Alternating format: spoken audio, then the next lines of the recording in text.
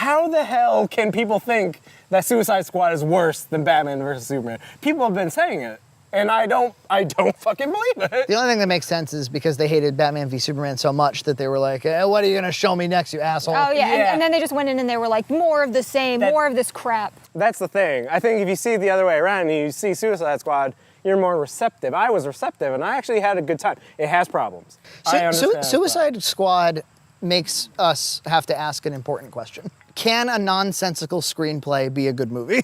It's got fun characters who have a goal, whether the goal makes sense or not. You're watching them move in a direction. We all know the simple fix for Suicide Squad. It's just that it should have been a heist, or it should have been something low stakes. Yep. And it should have been something that those particular people with those particular powers actually can help with. Yeah, not a Mummy Returns villain. But even though the stakes were technically high, because she did have so much power and it could have wiped out, the Earth, they didn't feel that high because of who the characters were and because of what they cared about. And I was actually really relieved to go into a superhero movie and not feel like, oh my God, the universe is at stake this entire time. Even though it kind of was. Yeah. But I was okay with not feeling it that way. Having that weight and getting outside the characters and having everything be so huge all the time.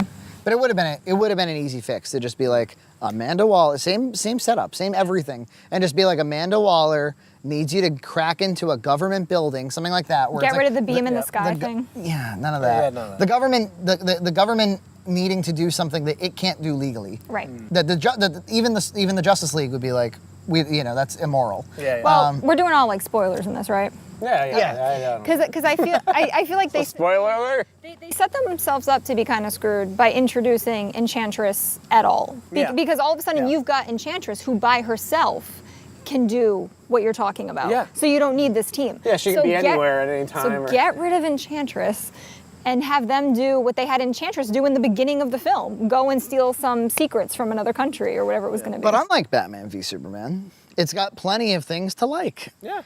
Like a Will Smith performance you haven't seen in years. Yeah, I liked Will Smith. I heard some rumblings that Will Smith kind of steals the show, and I don't necessarily agree with that.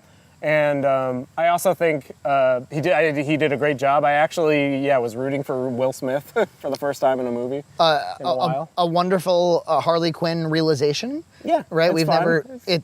She's never been on the screen before. That's true. Can you think of a better treatment necessarily, other than maybe giving her a better Joker? Which I'm going to weigh in on the Joker. I know this is like the big thing. So I think he's interesting. It is clear from the way it ultimately was edited that there is a very different cut of this whole film. Yeah. So I don't know if you guys heard this, but those trailers that had like Ballroom Blitz and Bohemian Rhapsody? Yeah.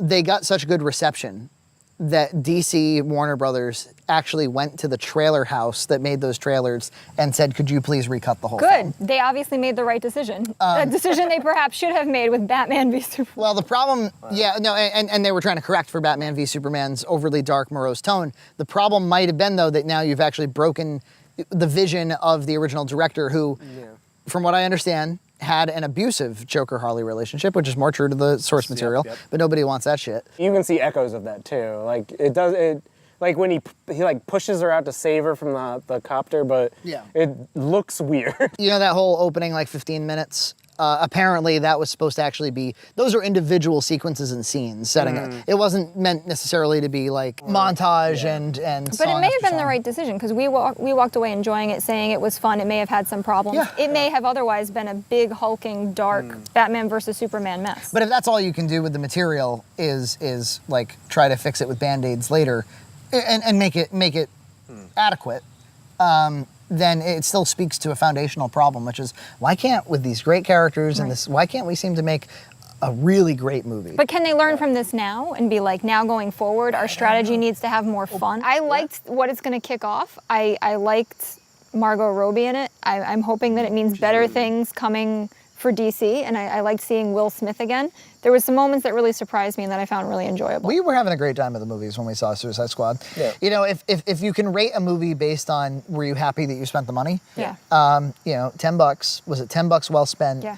And it's like, yeah, it definitely was. It made me excited for other things. Even though I thought, Civil War is probably a better movie and a one-time viewing experience, I kind of know what I'm getting from Marvel. I know what direction that's going in. It's going to be great, but I'm not excited for anything that's coming from it. I get it. I know where we're going. Suicide Squad helped me out of the Batman versus Superman slump.